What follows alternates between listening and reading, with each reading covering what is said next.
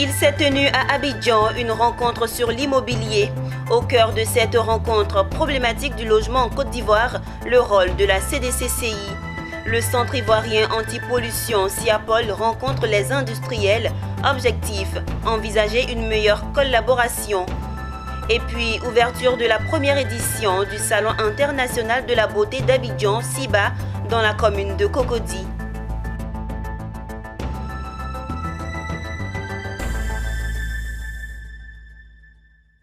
Bienvenue Madame, Monsieur sur Business 24 Africa, tout le plaisir de vous retrouver pour le journal. Il s'est tenu ce jeudi à Abidjan une rencontre sur l'immobilier en Côte d'Ivoire.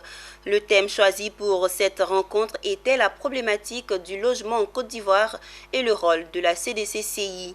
L'occasion a été pour les acteurs de l'immobilier, de la banque notamment, la direction en charge du logement et surtout la CDCCI d'échanger afin de dégager des pistes favorables pour les prochaines actions de la CDCCI.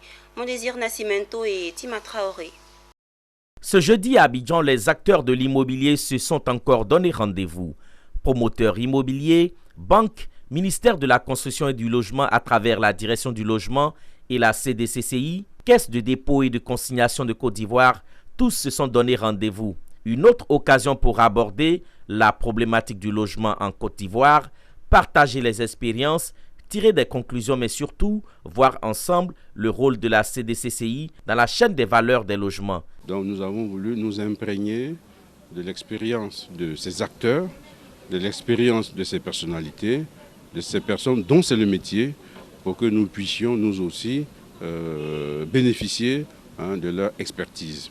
Et aussi pouvoir mutualiser nos efforts pour voir un peu le rôle que pourrait jouer la Caisse auprès de ces acteurs-là dans le financement donc, du logement. Donc c'est un séminaire d'information, c'est un séminaire d'échange et ce séminaire effectivement nous a permis de voir un peu quel rôle pourrait jouer la Caisse de dépôt auprès donc, de tous ces acteurs de la chaîne du logement. Le déficit de logement il y a 2 ans en Côte d'Ivoire était d'environ 600 000 logements. Malgré les efforts de l'État pour apporter des solutions, force est de constater que beaucoup reste à faire. Les ménages acheteurs de ces logements manquent parfois de ressources, les conditions de cession parfois inadéquates, avec le pouvoir d'achat des populations, les conditions des banques, agents financiers des promoteurs inadaptés. Face à ces problèmes, les acteurs se félicitent de l'arrivée de la CDCCI avec son fonds de garantie qui vient apporter une solution probante à ces problèmes. Nous espérons donc qu'avec l'arrivée de la Caisse de dépôt et de consignation, nous allons pouvoir mettre en place ce fonds de garantie-là pour non seulement les Ivoiriens qui vont aller bientôt en location-vente avec nous, puisque c'est la phase 2 du programme que le ministre Nabani Bruno a lancé, mais également que les Ivoiriens qui vont demander des crédits vont pouvoir bénéficier de ce fonds de garantie-là utilisé par les banques, mais également les promoteurs immobiliers, parce que le crédit promoteur également a besoin lui aussi d'un fonds de garantie sur lequel il peut s'adosser. Et donc c'est une belle initiative et nous espérons vraiment qu'on pourra aller assez vite dans la mise en œuvre de la problématique de financement du logement avec la CDCCI. L'horizon se dégage donc pour la CDCCI, Caisse de dépôt et de consignation, qui s'invite de par ses attributs statutaires sur ce pan important de l'économie ivoirienne qu'est l'immobilier. On l'annonçait en titre, le Centre ivoirien anti-pollution Siapol a organisé un déjeuner de presse à l'attention des industriels. Objectif, permettre au Siapol d'exposer ses missions, d'échanger avec les industriels et prendre leurs préoccupations en vue d'une meilleure collaboration. Walter Kofi et Tima Traoré. Le Centre ivoirien d'anti-pollution Siapol était en aparté ce jeudi avec des groupes industriels dans le cadre de la sensibilisation sur la protection de l'environnement. Le colonel Martin Djibi, directeur du Siapol, a longuement exposé sur le rôle que joue son institution ainsi que sur les actions de celle-ci dans la gestion de l'environnement en Côte d'Ivoire. Il s'agissait pour le Siapol, à travers cette rencontre, de mieux se faire connaître auprès des industriels dont ils ont la charge de faire respecter les textes mis en place par l'État pour un environnement sain. Les industriels, nous les accompagnons, mais beaucoup ne nous connaissent pas, ou bien font semblant de ne pas nous connaître. Donc on veut qui nous connaissent. Le rôle que nous jouons avec eux, notre rôle c'est de contrôler l'application des tests que l'État a prescrits. Les participants, pour la plupart responsables qualité et environnement de groupes industriels, sont ressortis enrichis des échanges avec le Centre ivoirien d'antipollution. Et ils ont souhaité plus d'accompagnement de la part du SIAPOL et du ministère de l'Environnement dans la gestion et l'évacuation des déchets produits par les industries. On souhaite que les prestataires, comme certaines personnes l'ont dit, les prestataires qui sont affectés à la gestion des déchets soient connus des industriels parce que c'est un gros problème pour nous. Il faudra que le SIAPOL communique là-dessus pour qu'on puisse savoir pour les différents types de déchets quels sont les prestataires qui sont disponibles sur le plan national pour nous aider. Pour la gestion de nos déchets, les difficultés qu'on rencontre, c'est des filières de révalorisation et de traitement de ces déchets. Ce que je souhaiterais, si le SIAPOL peut développer peut-être un logiciel ou bien, je vais dire, un cadre pour que nous, les industriels, on puisse avoir la liste des différentes filières de révalorisation et de traitement de nos déchets. Je pense que cela pourra nous aider dans le traitement de nos déchets. Notons que cette rencontre se place dans le cadre de la quinzaine nationale de l'environnement et du développement durable, édition 2021. Elle se tient du 3 au 17 juin sur le thème « Santé de la nature, c'est notre santé ». Dans la droite ligne de la quinzaine nationale de l'environnement et du développement durable, la Côte d'Ivoire a célébré la journée internationale de la biodiversité. Une journée commémorée en pleine cour de la réserve naturelle de Dahlia Fleur en présence du ministre de l'Environnement et du ministre du Budget et du portefeuille de l'État, Emmanuel Bonzo et Richard Akeke. Côte à côte, les ministres Jean-Luc Assi et Moussa Sanogo effectuent 300 mètres de marche en plein cœur de la réserve naturelle partielle de Dahlia Fleur. Les deux hommes s'imprègnent d'un écosystème primitif sous contrôle de l'État ivoirien depuis 2004. Cet espace de 148 hectares préserve la biodiversité à laquelle le monde consacre chaque année une journée de célébration internationale. Un moment important en Côte d'Ivoire pour rappeler à chacun l'action concrète à mener à l'image de Italo Barbetta, un opérateur économique italien qui a exploité le site de Dahlia Fleur en préservant son caractère naturel. En effet, une partie de cet espace fut à l'origine une plantation de fleurs créée par un opérateur économique italien qui aurait pu détruire cette forêt et utiliser tout l'espace pour ses activités économiques. Cependant, il a su conserver cet écosystème pendant son exploitation jusqu'à sa restitution à l'État ivoirien. Nous sommes donc invités à adopter des solutions qui préservent nos ressources naturelles, à changer notre façon de voir et de valoriser la nature en mettant en exergue les bénéfices immenses qu'elle nous offre. Cette journée internationale de la biodiversité s'inscrit dans le chapelet d'activités de la quinzaine nationale de l'environnement et du développement durable. En effet, sur les 2 160 000 hectares, il n'y a que 105 000 hectares où il y a des problèmes, notamment à Maraoué et à Montpeko. Mais j'ai pu vous assurer, au niveau du monde Maraoué, nous avons récupéré 33 000 hectares sur les 103. C'est pour dire que des actions doivent être menées. Sous le thème « Nous faisons partie de la solution », la célébration a permis au ministre du Budget et du portefeuille de l'État de ressentir les bienfaits que procure cette réserve naturelle d'intérêt public. Ça a été, je pense, un moment agréable déjà de pouvoir profiter de la nature et puis surtout de voir combien de fois le site est bien aménagé, bien tenu. Je pense qu'on a beaucoup de chance d'avoir un site pareil dans Abidjan. Je voudrais vraiment inviter les Ivoiriens à venir visiter, à voir ce qui se fait pour eux et puis à permettre à eux-mêmes, les enfants, de profiter de leurs frais.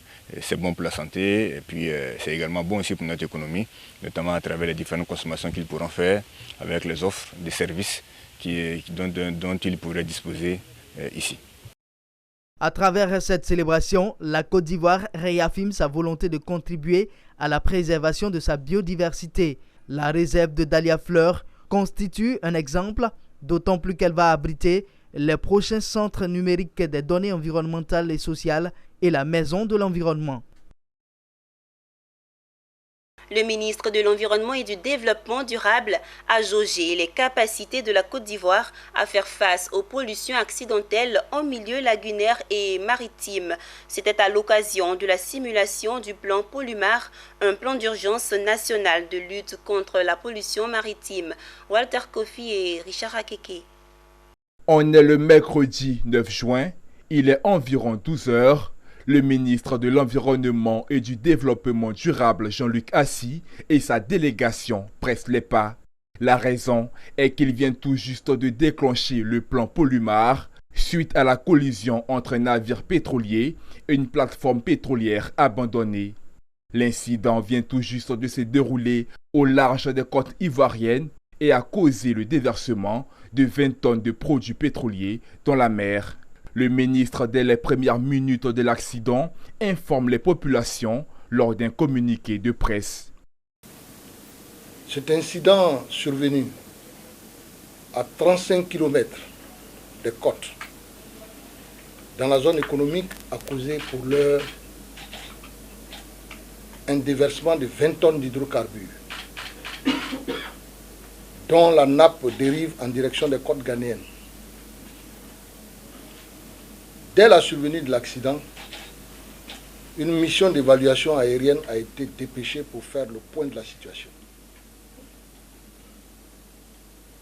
Vu l'ampleur du déversement, le Comité national de gestion des crises a été mis en place et le plan Polumar a été déclenché.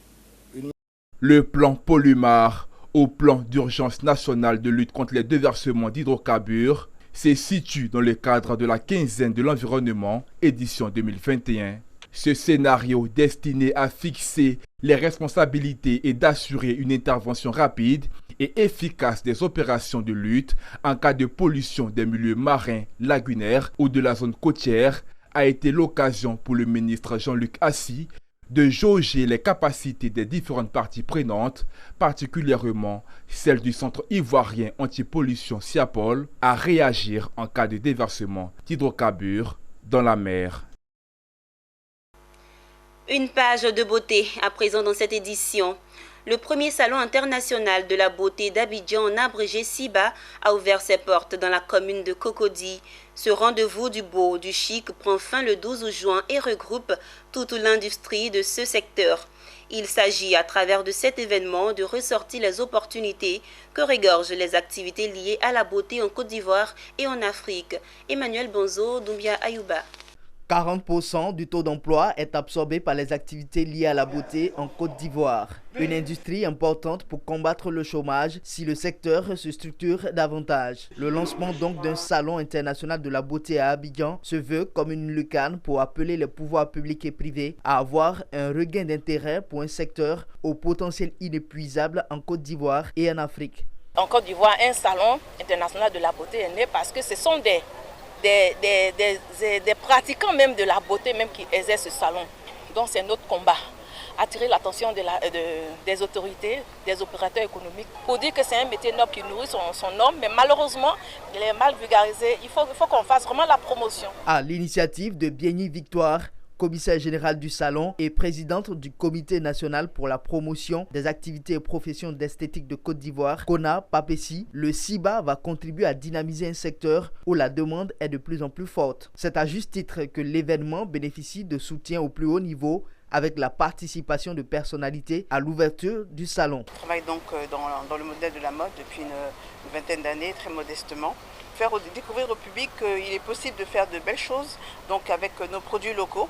Et il est possible de les mettre en valeur. Nous allons l'accompagner en conseil, en encadrement et en recherche de partenaires pour que ce salon soit une réussite totale.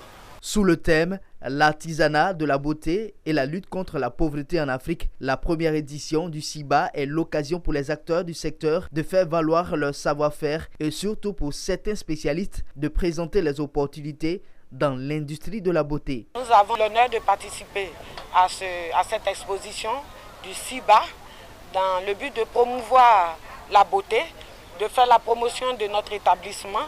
Parce qu'au niveau de la Niébitiassa, il faut dire que nos jeunes sœurs ont besoin de formation. Je pense que ce genre de salons sont appropriés dans la dynamique de l'information et de la formation qui va permettre aux artisans de devenir des créateurs d'emplois ou des créateurs de richesses. Ouvert le 10 juin, le Salon international de la beauté d'Abidjan, SIBA, referme ses portes le 12 juin prochain avec au menu plusieurs activités pour aider à une véritable professionnalisation des métiers liés au chic et au beau. Il s'est tenu du 8 au 9 juin 2021 une session de formation en faveur des responsables et chefs d'entreprise. La formation a permis de transmettre à ces responsables des outils nécessaires en vue de mieux apprécier les décisions en entreprise. C'est une initiative du cabinet VAS Consulting qui vise à fournir aux entreprises plus de valeur ajoutée dans leur domaine d'intervention.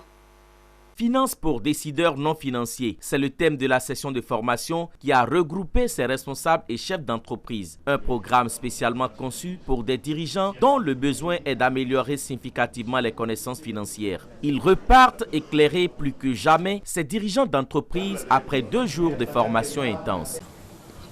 C'était absolument indispensable de faire cette formation, d'organiser cette formation pour les collaborateurs de SODECI. Vous avez vu, ceux qui sont là, ils viennent des ressources humaines. Ce sont des ingénieurs également. Il y a le conseiller technique donc, du DG SODECI qui est là. Et puis moi-même, c'est à dessein que je vous ai dit que je suis ingénieur de formation. Voilà. Alors, ça va permettre à ces décideurs non financiers de discuter avec les financiers. Puisque, si vous voulez, toutes les activités d'une entreprise donnent lieu à des états financiers. Comme Eba Basile, président du conseil d'administration de la SODECI, venu à cette formation avec plusieurs autres de ses collaborateurs, ils ont eu des outils et rudiments qui leur permettront de relever les prochains défis. Je vous assure qu'aujourd'hui, j'ai vraiment appris beaucoup de choses. Comment lire un bilan, comment surveiller mes comptes, comment faire les rapprochements bancaires. C'est toutes ces informations que j'ai eues et je voudrais profiter de l'occasion pour dire vraiment merci à l'entreprise VAS qui nous a invités à cette formation. Nous sommes aujourd'hui à la 5e édition et nous recevons effectivement ces différents responsables-là parce que la question de la compréhension des enjeux financiers des entreprises est une préoccupation majeure pour une entreprise. Il est important que le chef d'entreprise, quoique n'ayant pas de base en finance, comprenne les concepts, comprenne effectivement les états financiers, comprenne les implications financières de ces décisions. C'est tellement important que non seulement nous sommes ici au pays que nous le faisons, mais nous allons aller dans toute la sous-région parce que c'est une préoccupation très importante, c'est un besoin important et nous avons des sollicitations dans ce sens. C'est tout l'enjeu de cette formation renouvelée une 5e fois à Abidjan, mais aussi objet de sollicitation dans la sous-région. Djemisi Kamelan y en a en conséquence planifié sa tournée. Guinée, Mali, Togo, ces 3 pays sont déjà en lice à compter du 16 juin. Nous irons à Conakry et juste après Conakry, nous avons une séance ici. Et nous avions prévu Bamako qui a été simplement reporté et après nous irons aussi à Lomé. Voilà, donc nous avons toute une série de villes à parcourir parce que les chefs d'entreprise nous sollicitent dans ce cadre-là. VAS Consulting, cabinet conseil et de coaching a pour vocation de fournir aux entreprises plus de valeur ajoutée dans toutes leurs interventions. C'était un reportage signé Mondésir Nascimento et Marius Siri. Parlons éducation.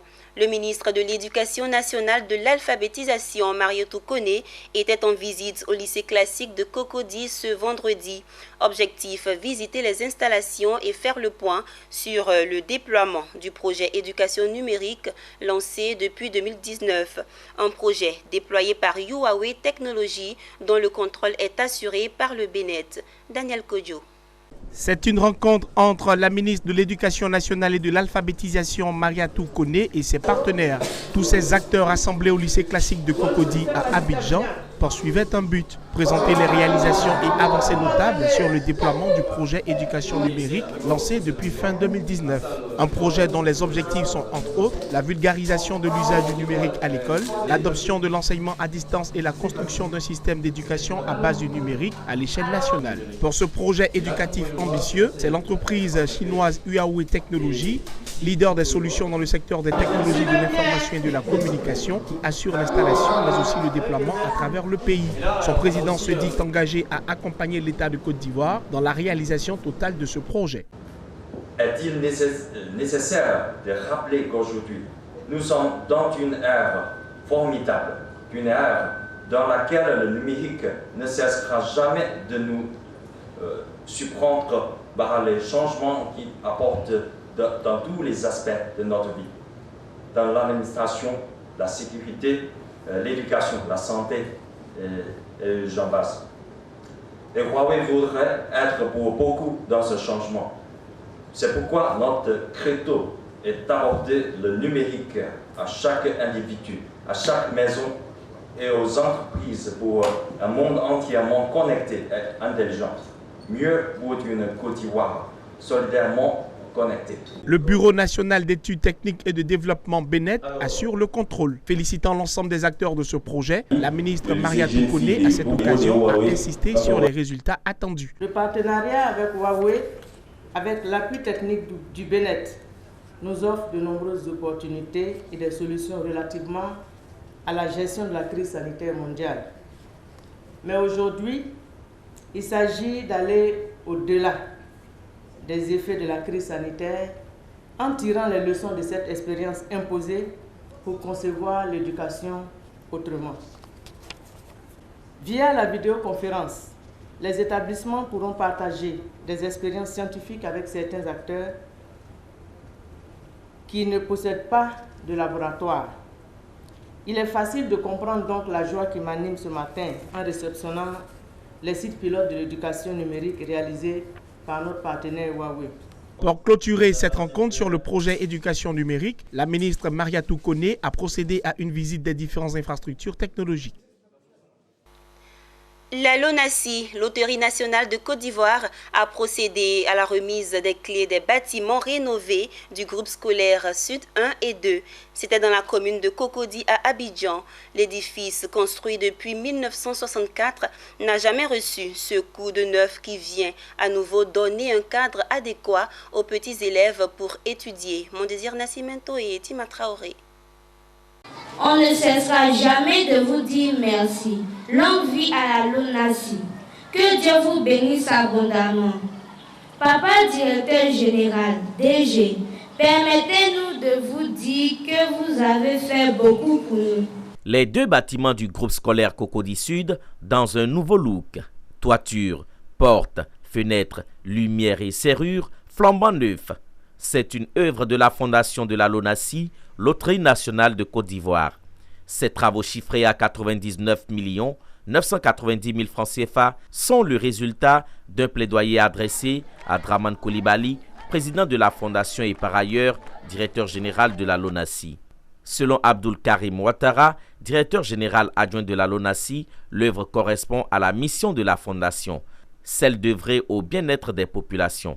Un environnement agréable est un stimulant fort pour les études, donc un facteur important de réussite. C'est pourquoi le directeur général de la LONASI, M. Draman Coulibaly, et président de la fondation LONASI, n'est pas resté insensible à l'appel des parents d'élèves pour la réhabilitation de ce groupe scolaire. Les clés ont été remises par la directrice exécutive de la fondation au DGA. À son tour, il les a transmis au nom de sa hiérarchie à Sidibé Yacouba, inspecteur de l'enseignement préscolaire et primaire de Cocody Blocos. L'inspecteur a remercié les donateurs et promis au nom des deux directrices en charge de ce groupe scolaire en faire bon usage. Chers élèves, chers parents, chers enseignants, vous avez donc un édifice complètement réhabilité qui fait honneur. Vous avez un cadre sain, propice aux apprentissages, un environnement scolaire redoré, propre et commode qui motive les enseignants à bien travailler et à produire de bons résultats scolaires. Je m'engage donc devant vous, chers donateurs, à prendre soin de ce joyau et en faire un très bon usage. Plusieurs doléances ont été également adressées par les apprenants. Il s'agit, entre autres, de salles multimédia, de terrains de sport et un logement décent pour le gardien et le service de nettoyage. Soulignons que depuis le 5 octobre 1964, date de mise en service de ce groupe scolaire, aucune réhabilitation d'une telle envergure n'a été réalisée. L'ancien international footballeur Didier Drogba a été élevé au grade de docteur honoris causa des universités Rusta.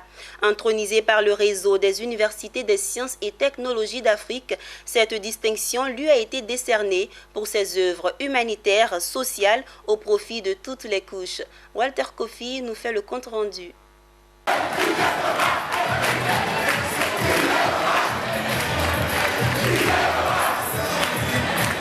Le réseau des universités des sciences et technologies d'Afrique, Rusta, vient de connaître une tournure importante de son histoire. L'emblématique capitaine des éléphants Didier Drogba a été élevé au grade de docteur honoris causa des universités Rusta. Les instances dirigeantes de Rusta ne se sont pas trompées de personne en décidant de décerner le grade de docteur honoris causa pour la troisième fois de notre existence à M. Didier Drogba, car sa personnalité représente une importante source d'inspiration pour nos jeunes étudiants et notre communauté académique. Cette distinction lui a été décernée pour ses œuvres sociales et humanitaires au profit de toutes les couches, mais aussi pour son excellent parcours professionnel, faisant de lui un modèle pour la jeunesse ivoirienne et africaine. Ému par tant de reconnaissance à son égard, Didier Drogba promet de faire davantage pour le développement et la valorisation des talents en Afrique. Tout d'abord, à Dieu et pour tous les bienfaits qui me procurent, à tous les membres de la communauté Justa, universelle Justa, et je dois aussi à ma famille qui m'accompagne au jour le jour, me donne des conseils, me relève lorsque je suis occupé. Car oui, ça arrive. Oui, ça arrive. Je suis tombé plus d'une fois, mais grâce à eux, je suis toujours relevé. Cette distinction est survenue à l'occasion de la 10e assise scientifique organisée par le réseau des universités des sciences et technologies d'Afrique, Rusta, sur le thème Management et défis socio-économiques du sport et des talents en Afrique. Plusieurs tables rondes ont été organisées autour de ce thème par d'éminents experts en la matière. Les assises du Rusta sont une excellente occasion de mener des réflexions sur les sujets d'intérêt et d'actualité et d'éclairer la lanterne des apprenants ainsi que de renforcer leurs capacités. Créé en 2009, le réseau des universités des sciences et technologies d'Afrique regroupe des universités et des instituts d'enseignement supérieur implantés en Afrique subsaharienne qui se sont associés pour mettre en commun leurs capacités d'enseignement et de recherche scientifique. Et voilà, c'est ici que se referme ce journal. Merci de nous avoir suivis. Bonne suite de programmes sur Business 24 Africa.